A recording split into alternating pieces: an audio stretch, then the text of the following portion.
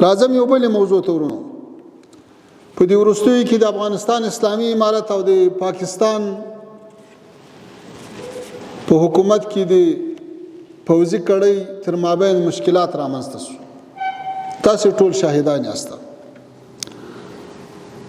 موږ لکه مخکې چې مو ویل چې د متوازن سیاست غوره کول هم د همدې دپاره کړي وو چې افغانستان له ډېرو جګړو دربدریو راوتلی اوس یو ډېر ښه فرصت ده چې له ټولو ګاونډیانو سره ښې اړیکې ولرو، د سیمې له هېوادونو سره ښې اړیکې ولرو، له نړیوالو سره ښې اړیکې ولرو. د افغانستان له موقعیت نه د تجارتو، اتصالو، ترانزیټو راشه درشه دپاره ښه استفاده وسي. همدا لاره هم غوره کړې وه. ولې 4 کاله مسلسل په مختلفو اوقاتو کې د پاکستان د حکومت له لوري تجاوزات وشو. د افغانستان حرم نقض شو. په افغانستان کې عام وګړي، دکانونه، مارکیټونه دا بمبار شو. بالاخره خبره دې ځای ته ورسېدله چې د افغانستان د پلازمینې کابل حرم هم نقض شو. نو اسلامي امارت هم غبرګون ته مجبور شو، عکس العمل ته مجبور شو. بیا په همدغه سلسله کې د موږ دوستو هیوادونو رابطې وکړې او د هغوی په کوربتو باندې مذاکرات شروع شو. د مذاکراتو اوله برخه، اول پړاو په قطر کې او وروستي 2 پړاوونه د ترکیې په استنبول ښار کې وو. دغه مذاکراتو ته د اسلامي امارت پلاوی واقعا له ښې ارادې سره، له ښه نیت سره او د مشرتابه د محترم مقام لخوا له ښه صلاحیت سره او له ښو توصیو سره لیږل شوی و. خو متاسفانه په دې مذاکراتو کې پرمختګ ونه شو.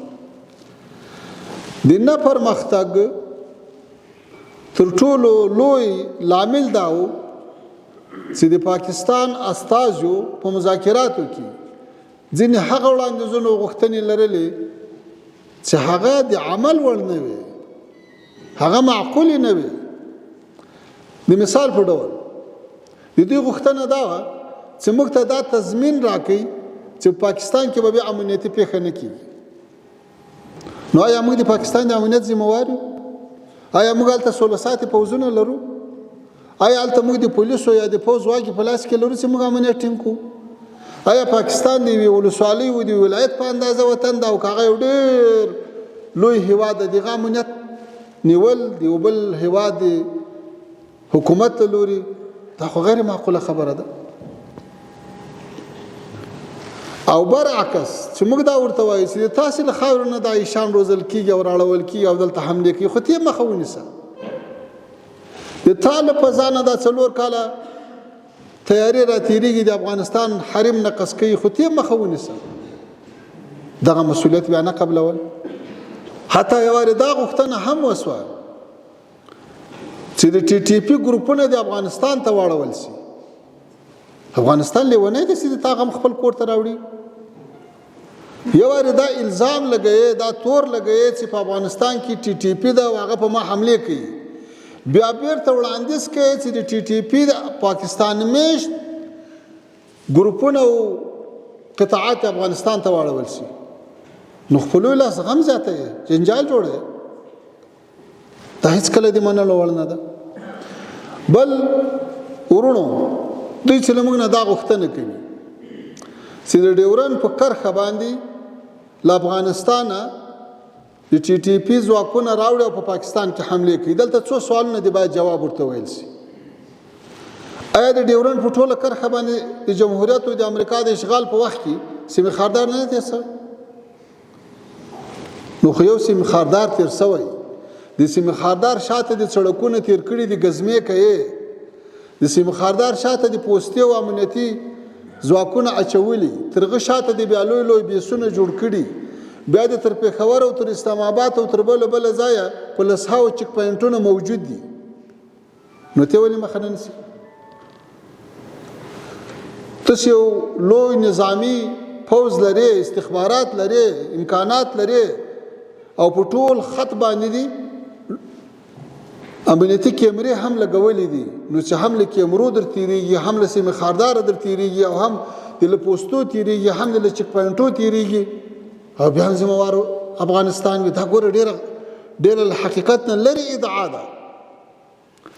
بیا چې ته دا دعوه لرې چې له افغانستانه ماته د ټي ټي پي ځواکونه راوړي او د تا ساحې ته داخل شو، نو له دوه حالتو به خالي نه وي.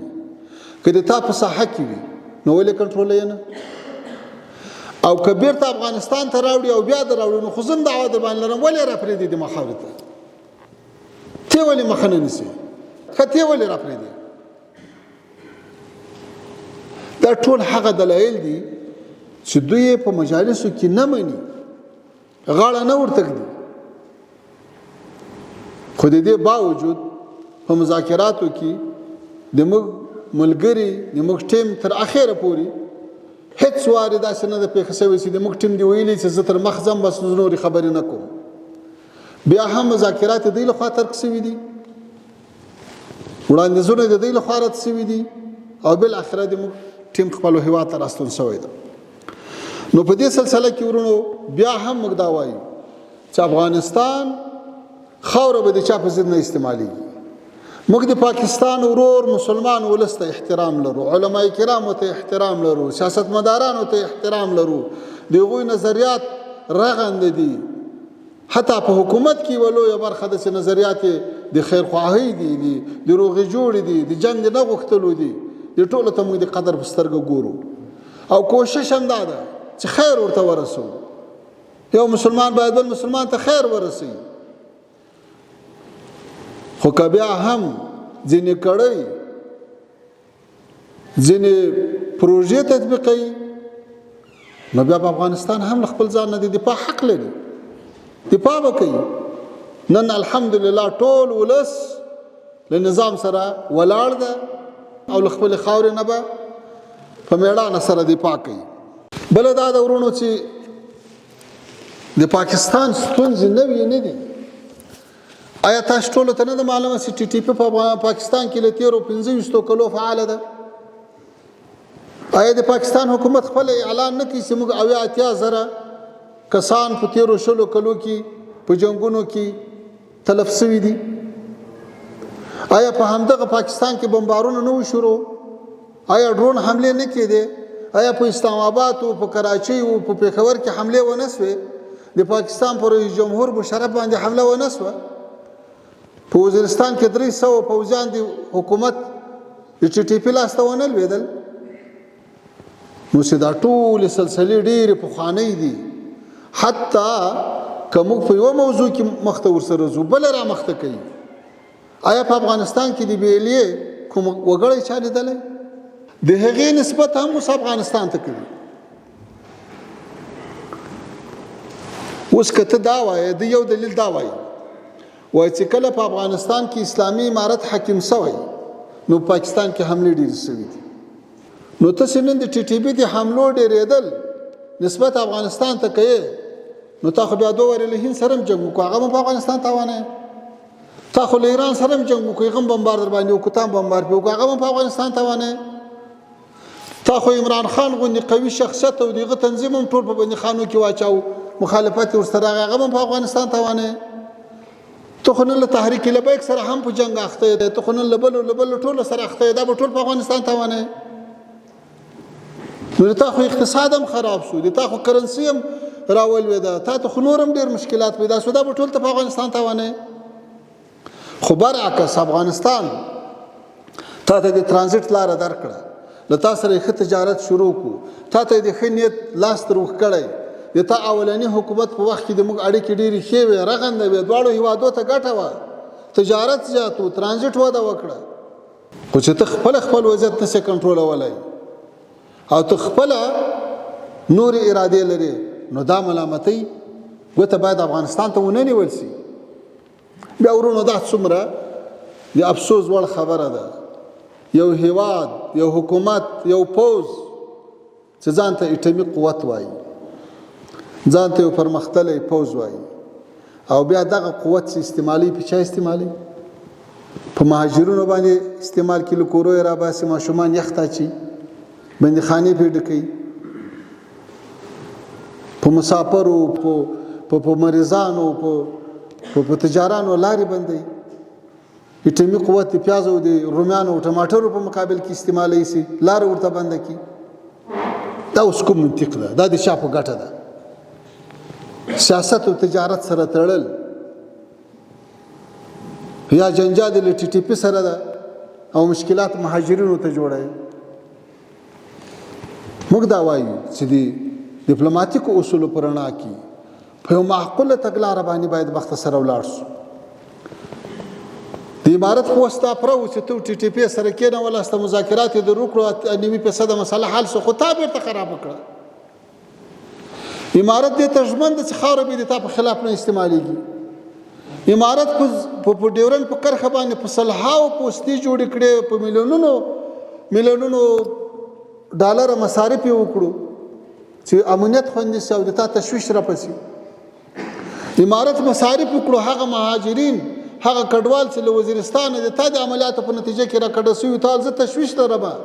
دغه تشویش لرې کولو دپاره د افغانستان مرکزي سیمو ته انتقال کړو، مصارف یې ورباندې وکړو، ځای په ځای کړو. نو چې دا ټول کوششونه افغانستان کړي دي او خپل مسؤلیت ادا کړی ده، له دې بعد هم که څوک تجاوز کوي مسؤلیت په دغو په غاړه وي. خو زه خوشحاله یم چې د پاکستان درانه ولس، علماء کرامو او سیاسیونو دا حقایق درکړي دي او امید شته چې دا وضعیت به کنټرول کړي.